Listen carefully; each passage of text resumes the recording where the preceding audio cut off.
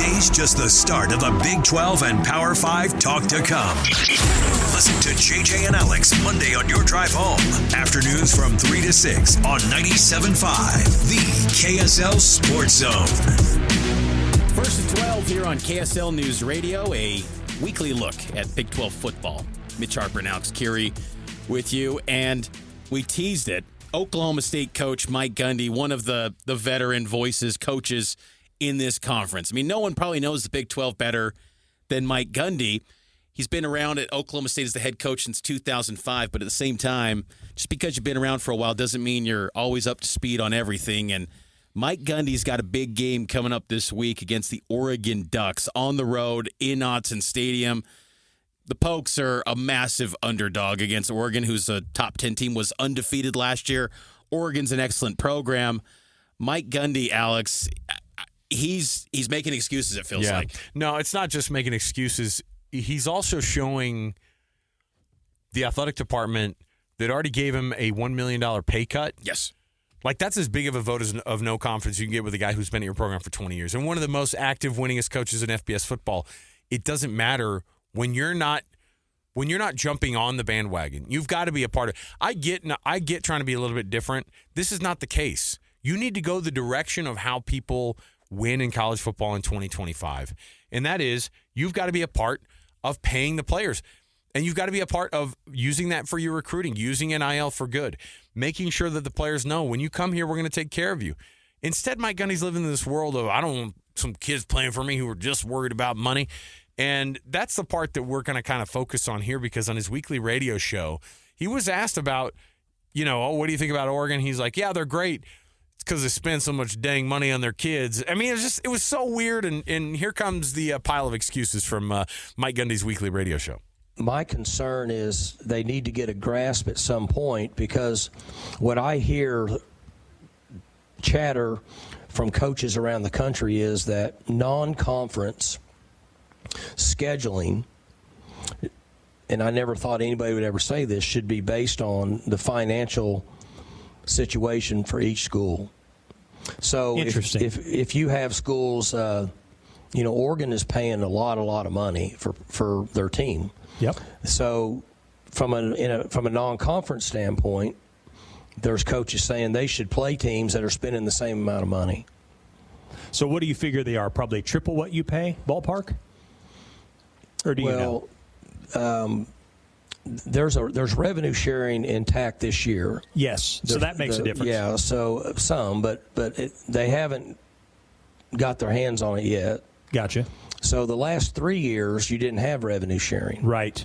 So, and it's funny you mentioned that, because I guessed that the last 3 years that we spent around $7 million over the 3 years. Mm-hmm. And I think Oregon spent close to 40 last year alone. Wow.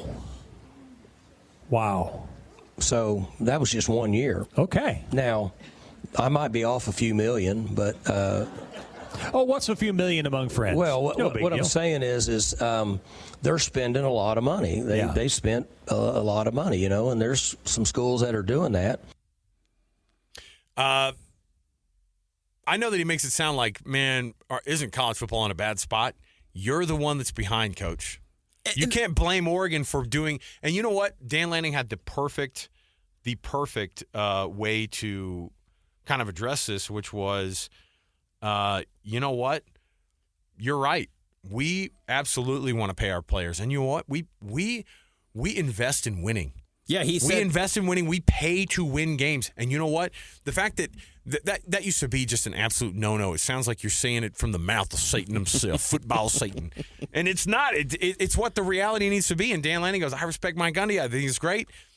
But you can't act like this in 2025, Coach. You can't start making excuses.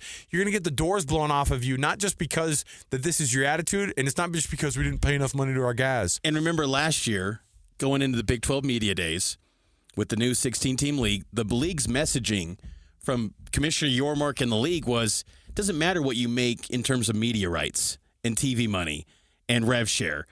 You get between the lines, you're going to understand that the Big 12 plays a good brand of football. Was there a revenue gap between Arizona State and Texas? You bet. Yeah, but that of course. was very equal when those two teams played. This was Lanning, his just quote, the transcript. He said, got a ton of respect for Coach Gundy. Ultimately, how blessed are we being at a place that's invested in winning? If you want to be a top 10 team in college football, you better be invested in winning, and we spend to win. Some people save to have an excuse for why they don't. And Mike Gundy's making an excuse because Oklahoma State has fallen on hard times. And look, maybe it's just because their boosters are maybe getting a little bit older. I'm not going to claim to know all the inner workings of the booster hierarchy. But you have to help those boosters focus on what the reality is, and that's you're losing this battle. And that's where Gundy is losing the plot a little bit because he said so many things, whether in the media, on the mic, in his actions with how he builds up rosters, where if you're a booster and you have money that's disposable and you want to give back to your alma mater, or you're someone that's a corporate deal in Stillwater and you want to invest in Oklahoma State, you're looking at this guy and go, this is too volatile. I don't want to invest in this. This is going to, one year it's 11 wins. A couple years ago in the Big 12 championship game, last year it's a wreck. And then this year you look at it and you go, you got 70 new guys, half of which he probably didn't see practice until last month in fall camp, as he noted at Big 12 Media Day.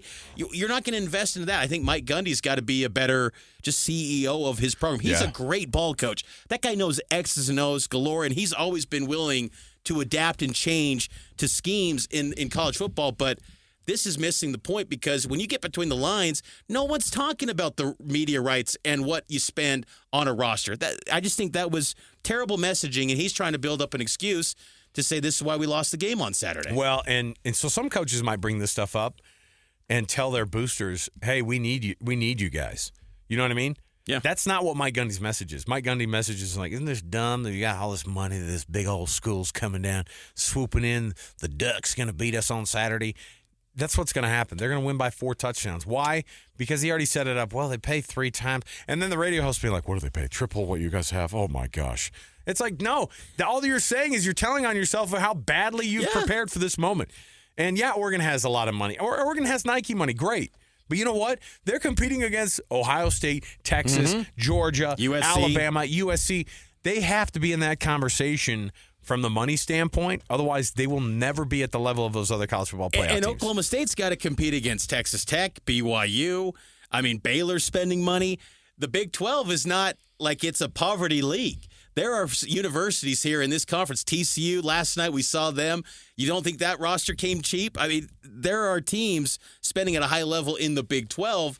So Gundy, you're gonna fall behind, man, and you're gonna go squarely on the hot seat. These are the type of quotes where he just feels like, Gundy, is this the end? Because everything changed with Oklahoma State this year compared to last season. The only common thread, handful of players, sure, but Gundy. And it just go, at what point do you say, this is the issue? And if you're Oklahoma State, do you have to make a change after this year? If they don't get to a bowl game, is that enough, even a bowl game, to right the ship? Because if you're a booster and you hear this, well, what, is it not enough? There's got to be transparency to know what they need to donate and lift up the program. Yeah, I think he's behind, and something tells me that it's not going to be enough for him to make up for all that when it's time. When it comes time to actually pay the piper at the end of the year, when they have 8 or 9 or 10 losses, and then he's going to go, well, y'all saw how it was. All these teams have got all this money. He will be fired because he is not keeping up. It's not because he doesn't know the X's and O's, Mitch. He's not going to look at his contemporaries. Look at Kyle Whittingham.